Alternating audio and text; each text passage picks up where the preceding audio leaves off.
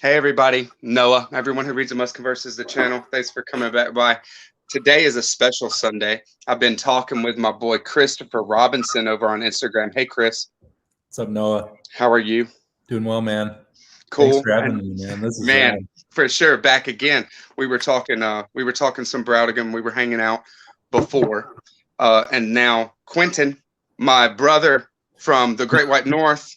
Oh, What's up? Hey there, bro. I remember that old what is it, Scott? Is it Scott and Doug McKenzie? The two. It was Rick Moranis and another guy. They were comedians, Canadians.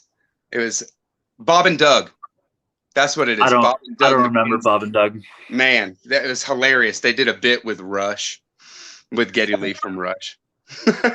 All right, Good stuff. Awesome. Look it up. It's funny. It's I'll check it out. But thanks for Whatever. having me. Dude, thank you. Quentin is at Idjit Reads and Rambles here on YouTube. Some great Brautigan content. That's what sparked our conversations here and getting him over here just for us to explore Brautigan a bit. Very cool. So I'll start it off just because I'm kind of the noob here. And I found Brautigan by being part of an awesome Instagram community of readers. And there's certain authors that come up or get shown. And then people are just like, oh yeah, he's great or whatever. And Brautigan was one of these authors that people championed and talked about some of his books, would show some of his books. And I had never read anything by him. But the straw that broke the camel's back was Waste Mailing List. Our boy Seth over there said that if there was a book that he could read again for the first time, it would be In Watermelon Sugar by Brautigan. And I was like, yeah. So I got that and read it. And it was my first Brautigan. And then we go. Yeah. And I don't hear much about Brautigan. We have a small booktube presence that talks about Brautigan. So here to throw in some more of that kind of content. Let's go to just across the line. Chris, how'd you come in contact with Brautigan then? It's kind of a roundabout way. My friend Dylan in high school, for I think it was an English project or something, he had to pick a era of American writers in the 20th century and write like a paper about them. He chose the Beats, and I was just looking through the bibliography that he was citing for his paper, and he was listing like notable works by the Beats, and Revenge of the Lawn showed up under Brautigan, and that title stuck in my head for some reason. Fast forward, actually, just like a few weeks later, there was this, there still is a great used bookstore in Tustin, California called The Bookman. And I was just browsing around in there, great used bookstore, and came across Revenge of the Lawn, this same copy. I've had it all these years. And I said, there it is. All right. And it was cheap, Cool. like $5. I snapped it up. And yeah, after that, it just became like an infection that spread, and I was sucking up everything I could find with his name on it. And and one positive thing right off the right off the bat with Brautigan is that his stuff is so small and consumable. They're like beautiful little weekend reads. Yeah, made for the every binge, time. man. Yeah. Yeah. So Quentin, lay it on us. How'd you come in contact with Brautigan? Dude, the Master Bather. Yeah, It's Scott Bradfield. Scott Bradfield. Yeah. Cool. I stumbled on his channel, and I was kind of skeptical, but I heard some of the readings that he would do from his novels, and I was like, I don't know who this dude is, but I need to check it out. Cool. So eventually, I found the bind up of the Pill versus the Spring Hill Mine Disaster, Trout Fishing in America, and In Watermelon Sugar, and I read In Watermelon. I read all three of them on a trip doing some construction in a place called Norland, Ontario. Nice. And from then on, I was just perplexed, fascinated, and just kind of delighted all the time by it. And it just, from there on, man, couldn't get enough. Very cool. Yeah. So, first off, then, to describe Brautigan, I guess we have to stress that how fun he is. Yeah. Brautigan's a really fun writer, and all thing else aside, it's just fun to read his stuff. Now, he does have some shock value. I wouldn't say it's for shock value. He does have some things that push you may be out of your comfortability. He is a 60s writer. He is this kind of thing. And there's going to be things that push you. With Brautigan, it is his stuff is very sensual. Yeah. And his stuff is very surreal. Just there's these elements all the time that you're like, wait, what'd you just say? Hold on. And then and it doesn't serve to stop and try to locate it in the narrative. You just have you're along for the ride with Brautigan. So fun, and experimental in that kind of way. Definitely. Yeah. So yeah, the kind of things that turn me on to him like that.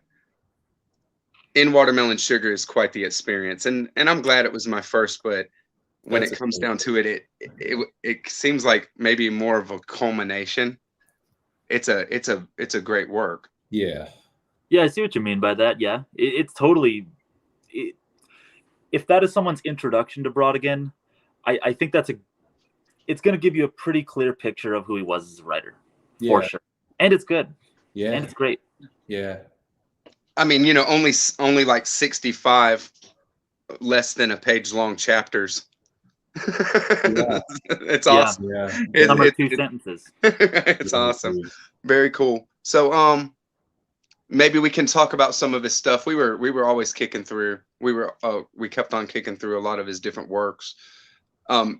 He was prolific. I mean, he wrote a lot of different styles of writing. Yeah. One of the only ones that I read that's kind of noirish, if there's any more, I don't know, Dreaming of Babylon, right?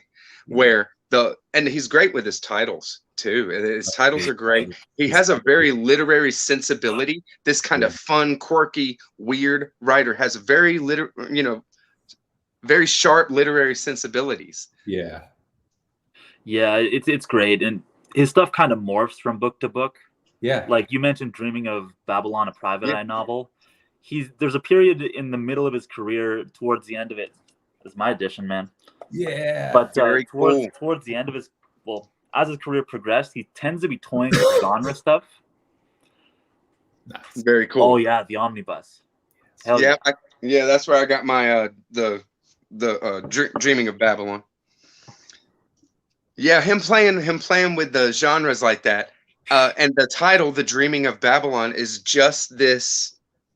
What this loser would rather be doing rather than living his life. Yeah.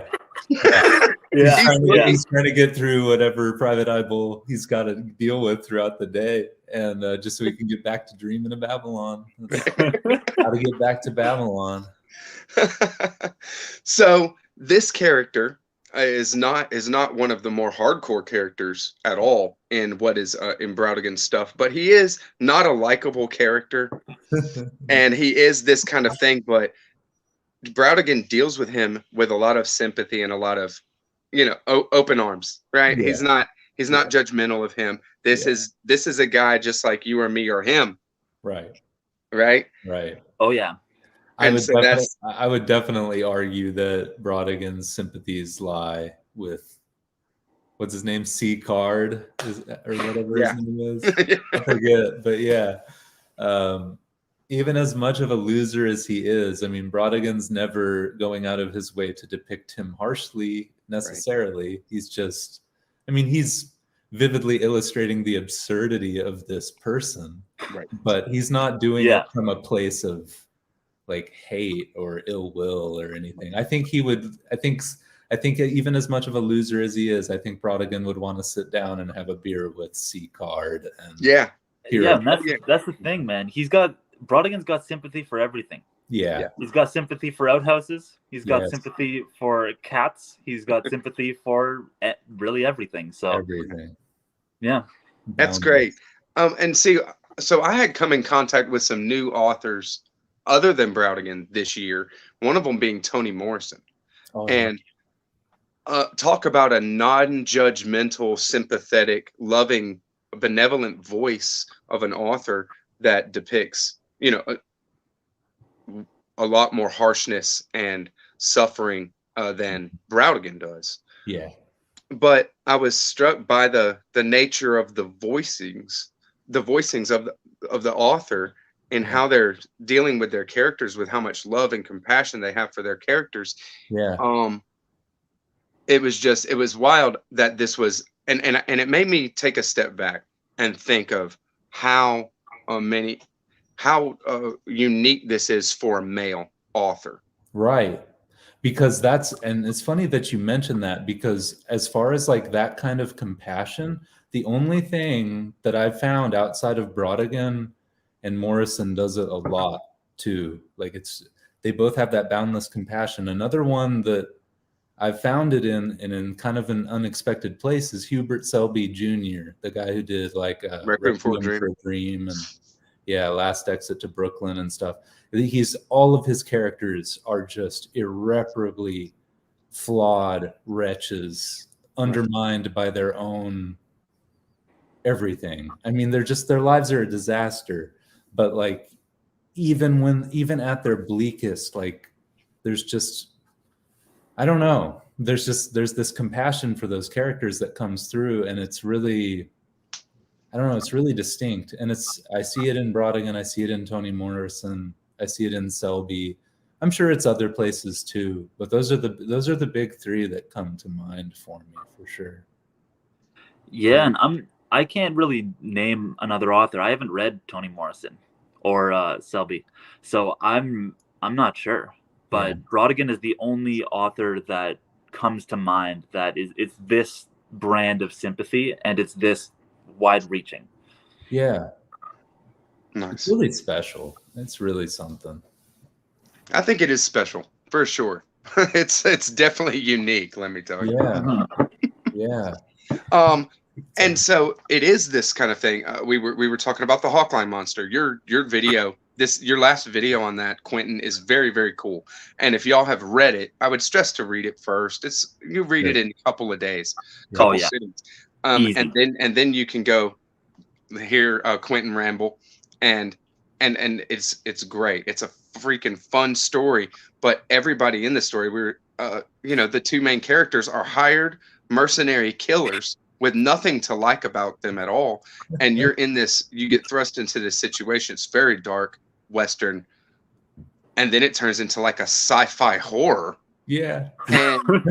And you're like, and you kind of root for these guys simply because they're the human beings in the situation. But Brautigan does this, and he pulls it off, and it's really cool. And it's still a short little work. It's like he really has the chops. Oh yeah. And just stays in this really silly, wild spot with, and I think he's doing everything very consciously. Mm-hmm. I think that's the thing. Like it's very, like, of course it is ridiculous. Everything in that book is totally ridiculous, and it's a parody of a Gothic Western. But you were talking about when he's on the gravy, when the when the Hawkline Monster's on the gravy. It's the monster, not the ghost. But when the monster's in the gravy, and they're just like, "Yes, give me the gravy," and I like it's so ridiculous. But at the end of the book, it is thrilling. Yeah, it's totally thrilling, and Absolutely. I actually feel the monster's backstory is so emotive. Yeah, and I actually feel for it. It's very cinematic. Like I could see that movie working almost on the level of like a Sharknado type movie. Dude, they could shoot it scene by scene and it would blow up the box office. Absolutely. Because it's it's so wild. It would be like so some fun. Grindhouse, some total grindhouse exploitation. Yeah. And with its kind of like inherent kind of meta analysis of that whole genre of writing, it's kind of like a proto like Cabin in the Woods type thing, right? Almost, where it's really cool. It's really cool what he's pulling off in that book, as silly as it is. Oh yeah, it's and that's the thing is, you can deep dive them and really get into what's going on there, because there is a meaning to it. But for me, the first read on a Brautigan book is always the enjoyment. I want the fun, and then I return to it, and I'm like, whoa, there's so much here. But that book, deep dive or not, you can't say it's no fun. You can't say it's boring. No, never boring. Never boring. Yeah, there's not a boring Brautigan that I've come in contact with so far. No. The one that was the most, I wouldn't say a slog even. I mean, it's something. The pacing is great, and Brautigan really knows what he's doing. But the one without foothold for me, where I was just kind of floating out in nowhere land, is Trout Fishing in America. Yeah. And that book, there's some cool ideas, there's some cool passages, and Yeah. and I tried to work those, in my mind, like when I was in that spot, tried to be like, okay, cool, and then a page and a half later, I'm somewhere totally different, and it doesn't work. Right. What I'm trying to do doesn't work, so I just have to keep floating, keep going, and it was too abstract for me, I think. So Brautigan does have this ultra abstract side to him, or very surreal side to him, to his writing. Yeah. It's not in every story, No. but in some stories, at least in Trout Fishing in America, it's very heavy. You want to talk And about that stuff a little bit? Yeah. Oh, Who? you can go. Chris. Oh, yeah. I mean, it's a novel, only in the sense that it's called a novel, really. Yeah. Right. I mean, it reads more like and it is more a collection of vignettes, and they're very funny, but there's not much to, I don't know. I mean, it's I did fun. find the ending to that one. I plowed through it. I've gone back to it. Parts of that book are like permanently etched in my brain. I love the part about trout fishing in America, terrorists. Like, it's just, and like, Yeah. I'm sorry, there is no ending in the history of writing as invigorating as Prelude to the Mayonnaise chapter followed by the Mayonnaise chapter. Yeah. Like, there's so much to like there still, but as a narrative work, it can be said to be lacking. Yeah. But it's more of the one more experimental. Very experimental. One of the more experimental, would you say, considering his other work? Definitely. Okay. Yeah. Because that's one of the things where it's nonsense literature.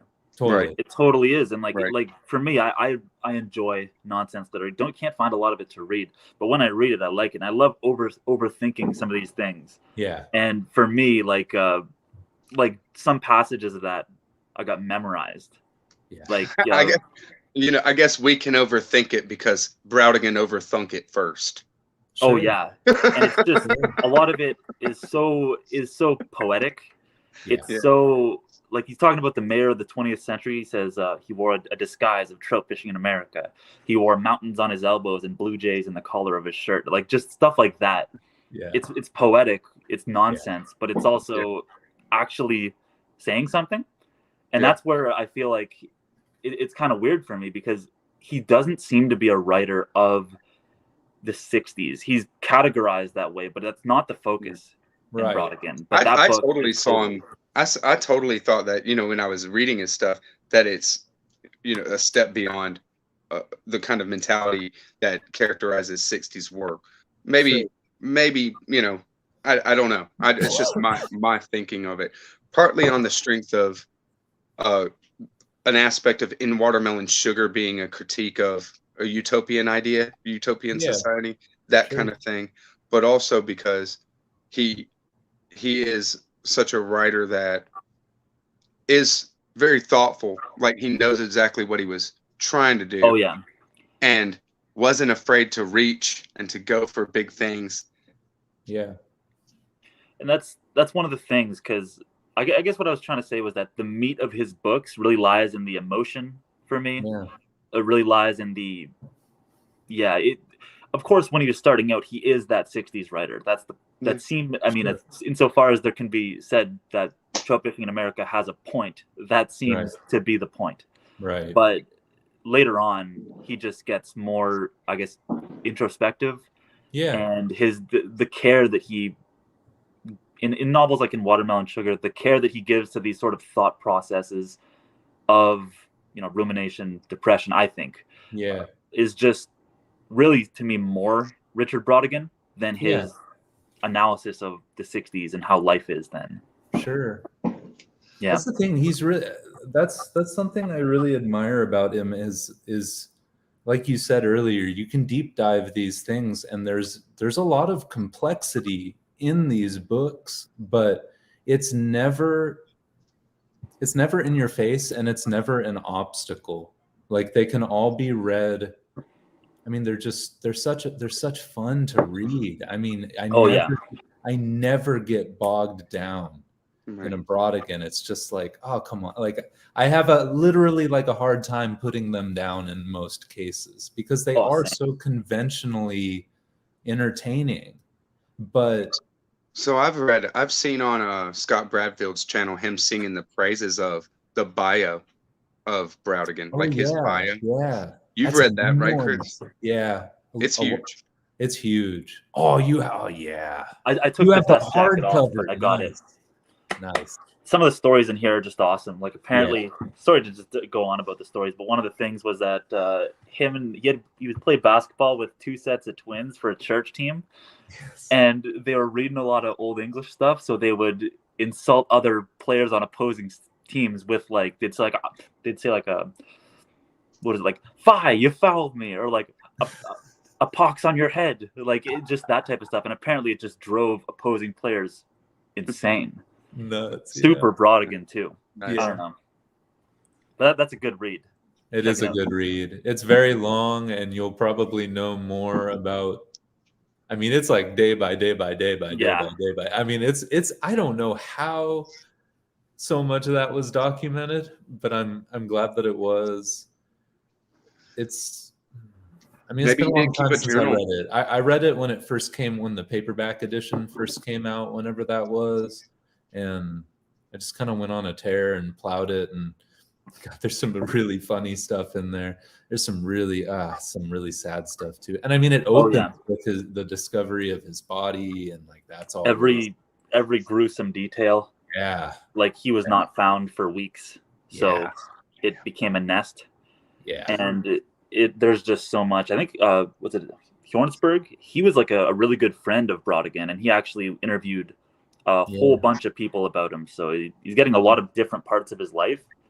Yeah. As well. And one of the things reading that biography was that I always thought that he was doing the pseudo self-insert for a lot of the novels, but later on in novels like An Unfortunate Woman and So the Wind Won't Blow It All Away, those are almost stories that are almost directly from his real life. Yeah. Without alteration, it seems, in some instances. So yeah. Damn. Yeah. It's really interesting. Yeah, he got really personal in some of that later stuff. Yeah. Right at the end. Which is interesting, because there's not very much of that. I mean, and there is some of that in like his earliest stuff. Like, there's this, and this is a great little collection. I don't really see it talked about much at all, but it's the Edna Webster collection of undiscovered writings. It's these from when he was a teenager that were left in a box in like his old neighbor's house. Edna Webster was and I mean, there's poetry and there's some short stories in here, and you know, it is the literal juvenilia, but for juvenilia it is already like, how close to Brautigan. It's ironic, because that's the most personal stuff he wrote until the latest stuff, and it wasn't found until years later, of course. But one question I have about that, because I haven't read that, is if you read that, is his personality close to fully formed as it would be? Oh my God. Okay. Check this out. Hold on, I'll find it. The humor was there from the beginning. The total absurdity. I can't find it now, but it's this great little poem. It's called "Farewell to My Oedipus Complex." And the poem it's something like, for Christmas this year, I will give my mother a time bomb, or something like that. Nice. Yeah, that's pretty classic Brautigan. It's really like, it's very pithy, like that pithiness was always there. But like the already the deep poetic sensibility was there too. Like, there's some really like beautiful love poems in there, like this one called "The Gentle Hunter," and they're all really short. That was always with him from the beginning, that kind of concision. But he says, yes, I too have hunted for love in the valley of the heart. Yes, I too have gone home empty-handed, sometimes crying, sometimes just staring straight ahead, but seeing nothing. Like, he was already like, I mean, he knew he was going to be a writer. Like, I have no other explanation for such strong juvenilia. Right. Like, I'm just like, Yeah, it just has words in his bones, yeah, words in his marrow. yeah. And that melancholy was with him from the start too. I think he was just always a melancholy sort, and that couldn't help but creep in. But it also, it's totally a poet. Like the beauty in this kind of hopelessness, this sadness, still finding beauty and a reason to go for experience, go for living. yeah. Oh yeah, and it seemed like he worked really hard to find that beauty, like in almost everywhere. Even some of the people that he knew at the time of writing Trout Fishing in America, he was working like really hard to find kind of not only what's beautiful about these people, but what's important, and really just anchor his own life in a sense that in a really fulfilled place, and also just like emotionally rich and nice, generally uplifting, despite the sadness. For sure. At least at first. Yeah. I definitely see him so far. That Brautigan's not somebody who has it figured out, but he's somebody who asks some beautiful questions, and definitely is a good writer. So my next is going to be, I think, a perverse mystery. So this is another kind of genre piece, right? Yeah. So I'm glad we all have it. We all have the same edition. Like what a great cover too. Like such a great cover. Oh my god. Like the Mona Lisa bird, man. Yeah. I can't wait. And a great author photo too. I love that author photo of him. I don't got that. That really sums it up. Oh. I wish I had it. Oh. I know. So sick. So good. This book. That's a really fun one, Noah. That's a totally. It lives up to being billed as a perverse mystery. I'll say. Oh yeah. Very cool. Yeah, man. After that, I don't know where I'm going on my Brautigan journey, but I definitely will be just kind of reading more whenever and be a lifelong. He'll find his way in because it's unique. It's very cool. Thanks for talking with me and crushing. Half an hour talking through some Brautigan. Do you guys want to say some more? Is there any other aspect we want to, any other avenue we want to go down? I'll defer to yous. Well, I guess I'm trying to think about it. One of the things I wanted to add was that he's got this reputation as sort of a really silly, ridiculous writer that you shouldn't take seriously. Sure. He's very much not. He's very much a craftsman. And especially like his novels get pretty like there are formal elements to them that you might want to look into if you are thinking that this is totally silly, simple, like Sombrero Fallout, a great Brautigan novel. Willard and His Bowling Trophies, they're like fractured multiple narratives. Like there are distinct formal elements to these that you can check out and that you can really sink your teeth into.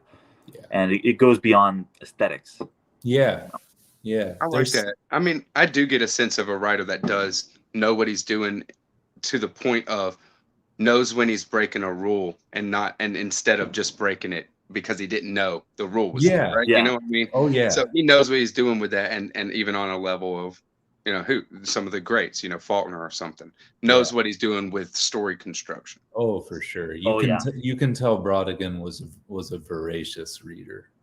Like, I mean, he's just got such and that's the thing. It's the ease, it's the nonchalance with which he can just do insane things. Yeah. And you can follow it all the way. It's just like I should say, if you let yourself be won over by it, if you give yourself over to it, oh yeah, you do. It will You have to give in to a story with Brautigan and just kind of go along. For sure. That's one of the things. If you're looking for reasons not to like it, you'll find plenty. Sure. But if you're open to it, there are things that are probably going to strike a chord. Absolutely. For sure. And yeah, they are, like you said, man, they are very, especially those later works, you can tell they're very writerly novels. Like there's somebody who's sitting there thinking about, all right, I'm bored with conventional narrative. What am I going to do here? What if I have this fictional American humorist start writing a story and this is crap, and he throws it in the trash can. But while his story is taking place, the story is continuing to happen in the trash can. Like, that's great, and that's Sombrero Fallout. Like, and that's please read Sombrero Fallout. I love that book. Cool. That's got to be top 3 for me. Same. Nice. Richard Brautigan. It's So the Wind Won't Blow It All Away. I don't know what else. And Sombrero Fallout. Agreed, man. Almost for sure. Agreed. Same. I don't know what the third one is, but those, So the Wind and Sombrero are. Oh yeah. 2 of the top 3 for sure. Be aware that his late work is kind of different. Oh yeah. Right. Yeah. Big time. Yeah.